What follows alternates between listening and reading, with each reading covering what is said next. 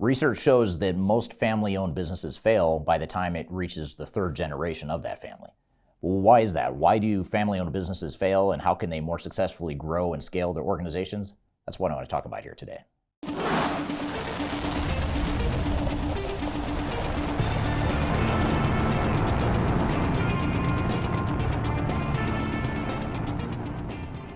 My name is Eric Kimberling. I'm the CEO of Third Stage Consulting. We're an independent consulting firm that helps clients throughout the world reach their third stage of digital transformation success.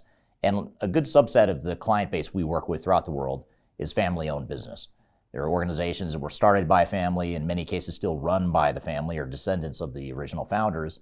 And we find that family-owned businesses have unique challenges that are somewhat similar to other organizations, but they're very unique in many other ways. And they have unique challenges as well.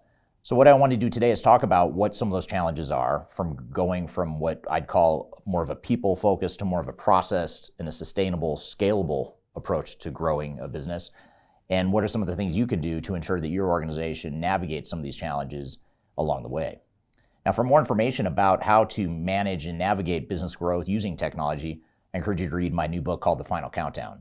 It's a book that covers digital strategies, talks about digital transformation, and how you can use technology effectively within your organization to help it grow. You can read that book and buy it on Amazon by going to the QR code in front of you, or you can go to the links below, or simply go to thefinalcountdown.com to learn more about the book.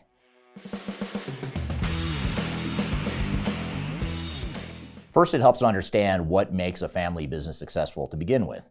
And the thing that makes a family-owned business successful early on can oftentimes become a liability later. So let's start with what the strength is. First of all, family-owned businesses, more often than not, are people-driven. It's started by a family that's very much aligned with a common vision, a shared purpose, and they typically will build a team that's very close to the family. In many cases, there's multiple family members supporting the business. And so it becomes very people-focused, and it becomes contingent on the knowledge and the passion and the vision of the people running the business. Nothing wrong with this at all, but as I'll talk about here in a moment, that transition from a people business to a process-driven organization is very painful for some family-owned businesses as they grow and as they hand off the business to future generations of the founders of the company. So oftentimes what we see is early on in an inception of a family-owned business, there's a very strong culture because it's reflective of the culture of the family and the close friends and associates that family handpicks to help build and grow the company. There's a lot of tribal knowledge that's used to build the company. So people figure out things through trial and error, and they use sheer force and intelligence to grow the business and make decisions that make the most sense for the organization. So these are all strengths that we need to be aware of, and it provides a very good foundation for a family-owned business to be successful and to reach some of the early stages of growth. But as I'll talk about here next, organizations that are family-owned businesses ultimately need to transition from being just a people-driven business to now being more of a process and technology-driven business, and that's what I'll talk about next.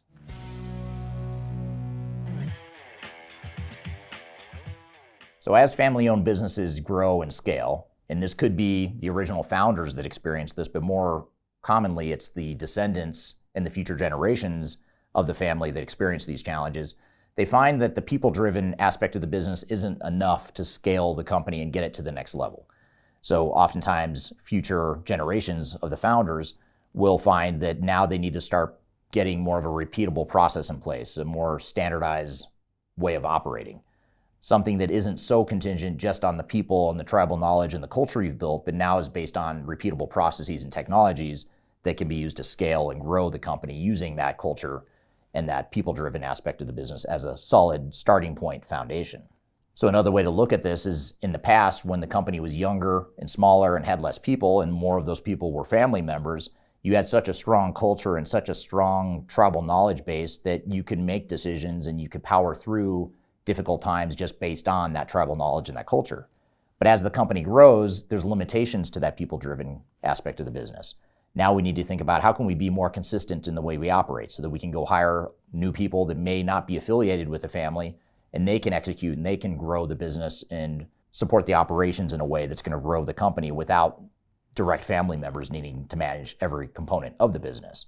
So that's a painful transition for a lot of organizations, and quite frankly, that's where a lot of family-owned businesses fail, is they can't make that transition from being a people-driven business to more of a process-driven business, and they fail to recognize ways that they can use repeatable processes and repeatable technologies to help them grow the business more effectively.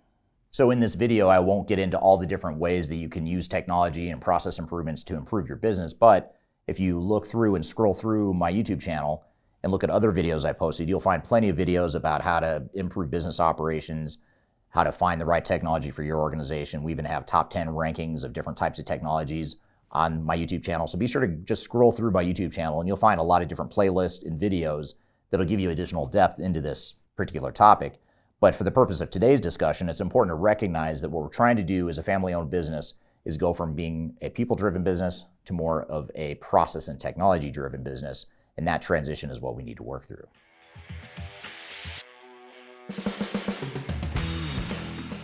Now, because family-owned businesses are more likely to be people-driven early on, when they make that transition over to more of a process and technology-driven organization, it disrupts the people aspect of the business. In other words, it's something that disrupts the culture. It's something that creates a sort of a longing for the way things used to be. And so it can be a very painful cultural transition for an organization to not totally abandon the people-driven component of the business that made them so successful in the first place, but instead it becomes painful in that the technology and the process focus is something that the organization never had to do before, and it feels a bit impersonal, or it can feel a bit impersonal. So as we're going through that transition and starting to add more of a layer of process and technology focus to an organization, we need to make sure that we recognize that there is going to be an impact on people, and the negative impact might actually be stronger in a family-owned business because of some of those dynamics that I've talked about. And for that reason, it's even more important for family-owned businesses to focus their efforts on organizational change and helping people navigate the changes that go along with this. And some examples of how you might navigate that would be to help ensure that you're communicating clearly why the business is going through this transition. What does it mean to the business? How are employees going to be key contributors to making that transition? How is the transition going to help the business longer term? How is it going to help them scale? And perhaps most importantly, how is it going to help them preserve the people-driven culture that they first created? One of the best ways to create success and to preserve a culture you've created in a family-owned business is to create long-term success. And the way to create long-term growth and success is to add that dimension of process and technology to augment and complement the people-driven culture that's been created early on. So the impact to people can't be overlooked. And in fact, it's even more sensitive and more important for family-owned businesses than any other sort of business because of that dynamic in the personal nature of a family-owned business. Now, for more information on how to navigate the people aspect of growth and digital transformation and new technologies, I encourage you to go to this playlist right here, which is an organizational change playlist that has a number of different videos that I've created that talk about how to navigate the people side of transformation. And hopefully that'll give you some ideas on how to navigate some of these challenges that I'm talking about here today.